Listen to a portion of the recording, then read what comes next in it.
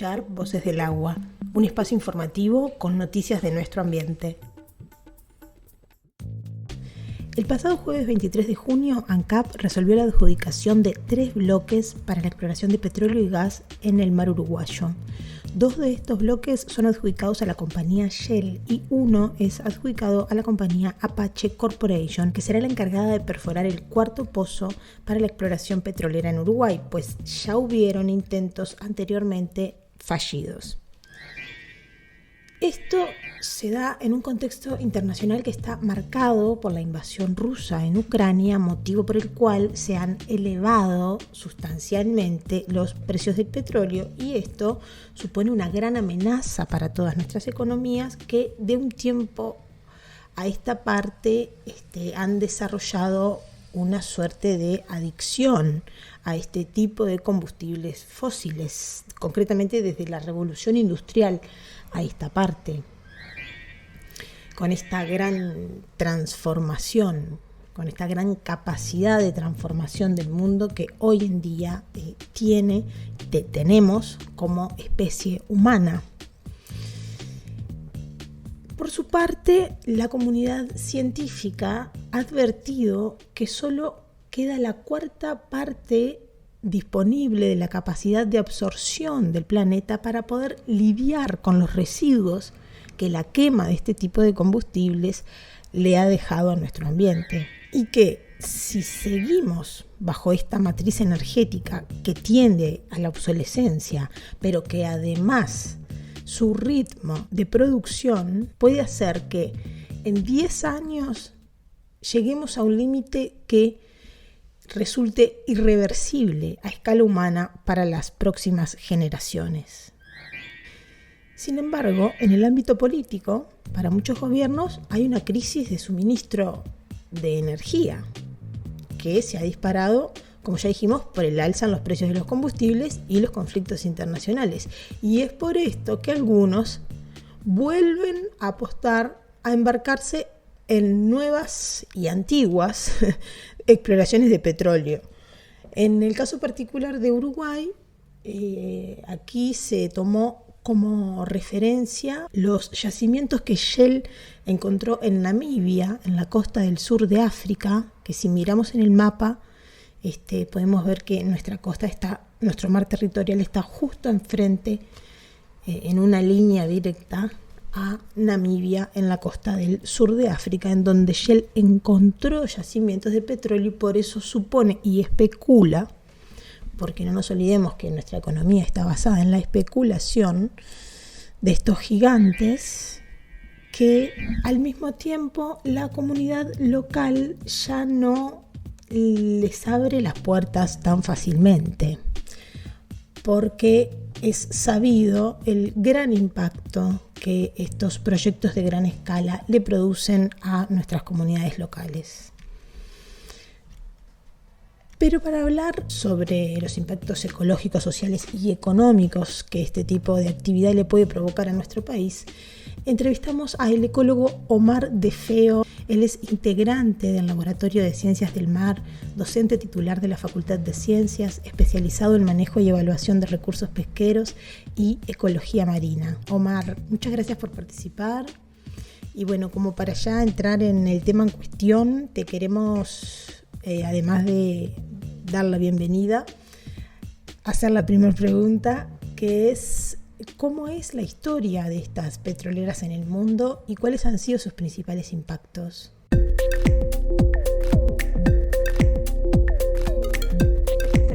Frecuencia milénica. Sucesos que estimulan.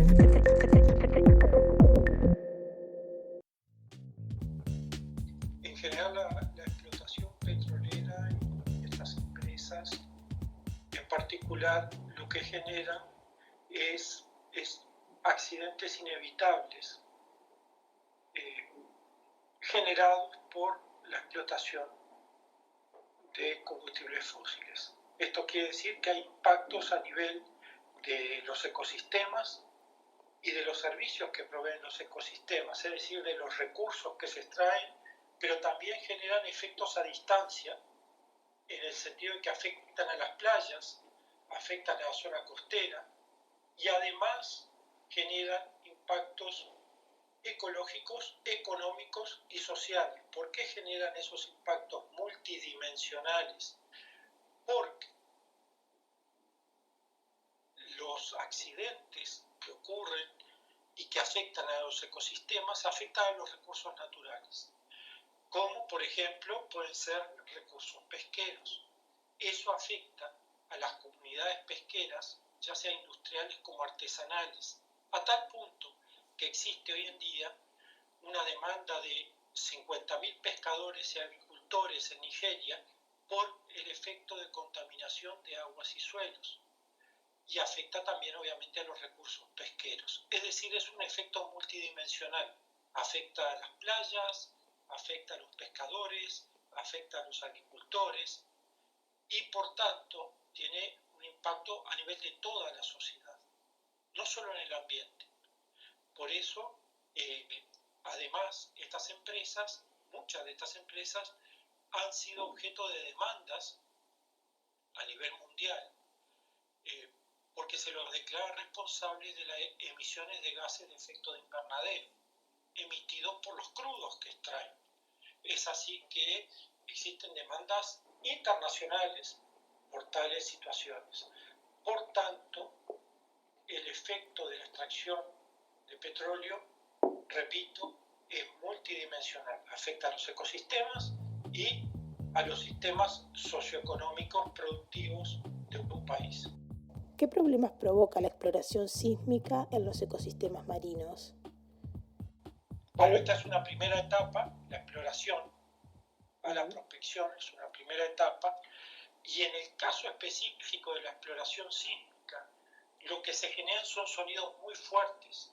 Esos sonidos muy fuertes afectan a los mamíferos, o sea, afectan a las ballenas, a los delfines, a cetáceos en general, que tienen una muy desarrollada capacidad auditiva de ecolocalización, y ellos se comunican por sonido.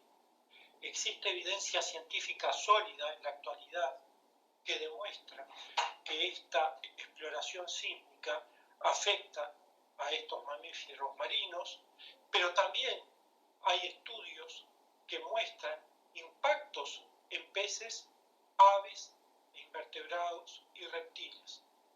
El ruido generado compromete la capacidad auditiva de estos organismos e induce a cambios fisiológicos y en el comportamiento de ellos.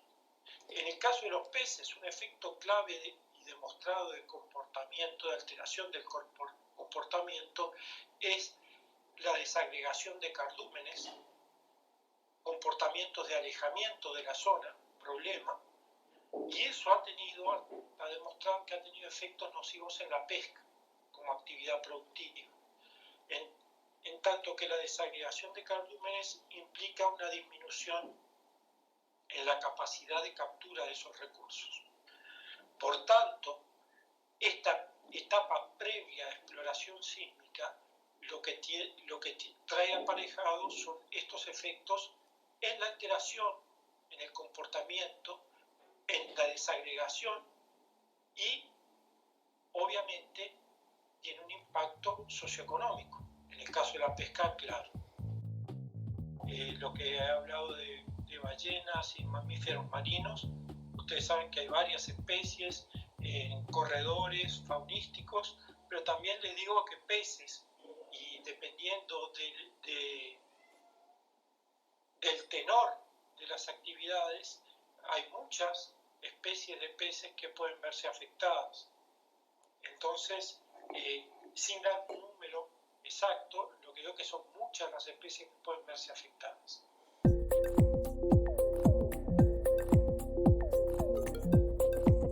Frecuencia milénica. Sucesos que estimulan. ¿Por qué la firma de este contrato implica un retroceso para Uruguay? Veamos, el país ha apostado a la diversificación de su matriz energética y a energías renovables amigables con el ambiente, digamos. Ustedes recuerden que a principios de este siglo el petróleo constituía más de la mitad de la matriz energética. Entonces el país invirtió miles de millones de dólares en las últimas décadas y actualmente se ha posicionado como uno de los países del mundo con mayor participación de energías renovables. Por tanto, esa generación de fuentes de energía eólica, solar, hídrica, ahorró al país muchos millones de toneladas de anhídrido carbónico, valuadas en millones y millones de dólares.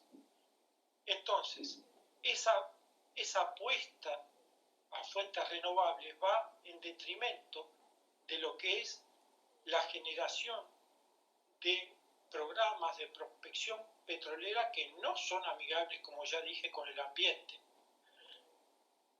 Y ese efecto nocivo desde un punto de vista ecológico y socioeconómico va en forma antagonista con lo que fue todo un programa, y es todo un programa de diversificación de la matriz energética.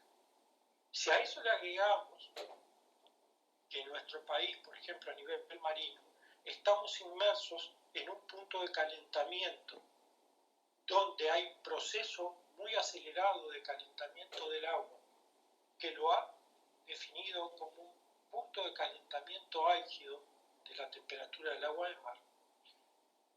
Esto genera efectos multiplicativos, nocivos en los ecosistemas, que van en clara contradicción con los discursos gubernamentales de un país que ha sido signatario de los acuerdos de París en cuanto a la reducción de los efectos de los gases de invernadero. Y además va en contradicción con todas las recomendaciones del Panel Internacional sobre Cambio Climático, que ha llamado a detener la exploración de yacimientos. Por tanto, el petróleo, cuyo precio ha sido el gatillo disparador para todo este tipo de tendencias, va a generar una trampa social, en el sentido de que los efectos nocivos de largo plazo quieren ser, digamos, como mitigados por un efecto de corto plazo, donde los intereses fundamentales son la generación de empleos y de ingresos en el corto plazo, pero que van a ser incompatibles con los beneficios en el largo plazo, que es la conservación y manejo sustentable de recursos naturales, que son el gran futuro de todos los países, y va en detrimento de lo que es la equidad intergeneracional, es decir, a largo plazo todos estos efectos pseudo positivos en el corto plazo van a generar problemas en el largo plazo. Entonces, lo que tenemos es una decisión estatal contradictoria con todas las políticas que se han desarrollado en el ambiente en todas estas décadas. Por tanto, todo esto lo consideramos como un retroceso para Uruguay en cuanto a sus políticas amigables con el ambiente pregonadas durante todas estas décadas. ¿Hay iniciativas para la protección y preservación de los ecosistemas marinos uruguayos? Múltiples. Lo que se está sustentando con la ciencia, y la ciencia es un patrimonio nacional, es desarrollar estrategias de manejo y conservación. Es decir, no manejo versus conservación, sino una explotación sostenible en el largo plazo, pero también conservando los ecosistemas. Esas medidas de protección y preservación de los ecosistemas marinos uruguayos van, por ejemplo, de la mano con la generación de múltiples áreas de veda para la explotación pesquera, que son establecidas regularmente por la DINARA, trabajando la Dirección Nacional de Recursos Acuáticos, trabajando con la DINAMA, con, digamos, el Ministerio del Ambiente y con la CANADEM. También en las zonas costeras hay toda una generación, en las zonas costeras y no tan costeras, digamos, una iniciativa hace muchos años que trae aparejado el Sistema Nacional de Áreas Protegidas, que implica la protección de áreas sensibles y ricas en diversidad. Unido a eso, existe una ley de ordenamiento territorial que llama la protección de ecosistemas sensibles o vulnerables. Por ejemplo, en realidad la ley de ordenamiento habla, por ejemplo, de proteger sistemas dunares, lo cual también va en contradicción con toda una cantidad de iniciativas departamentales que son incongruentes con esa ley de ordenamiento territorial. Otros iniciativas para la protección implican una planificación espacial marina que está desarrollando la universidad, integrantes científicos, en conjunto con científicos del medio ambiente, del Ministerio del Ambiente, donde hablan de una planificación espacial marina para contender con diferentes usos del espacio marino, incluyendo cables submarinos, prospecciones, tránsito de barcos y explotación pesquera. Entonces, existen, ese es el mensaje, múltiples iniciativas para la protección y preservación de los ecosistemas marinos.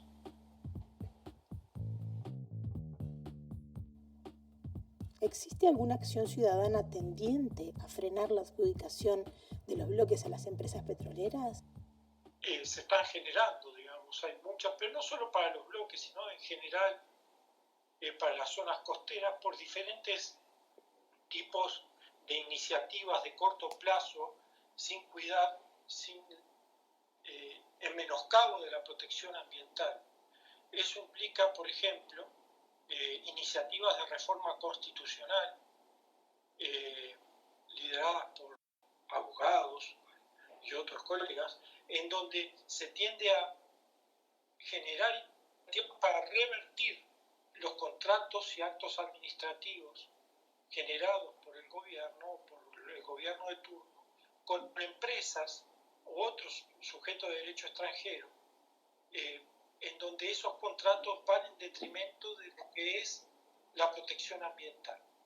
Entonces, esas iniciativas van de la mano con el desarrollo de políticas, de acciones generadas por la ciudadanía, acción colectiva, en donde la ciudadanía debe ser parte de la generación de propuestas para cuidar el ambiente. Como lo dijo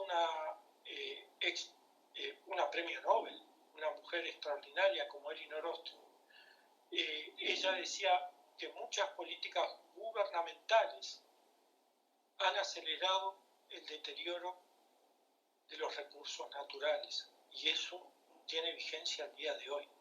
Por tanto, ella misma pregonaba, y ahora es una voz mundial, que la acción colectiva y el sentido de pertenencia de la ciudadanía sirven para frenar la adjudicación de cualquier tipo de emprendimientos que vaya en detrimento de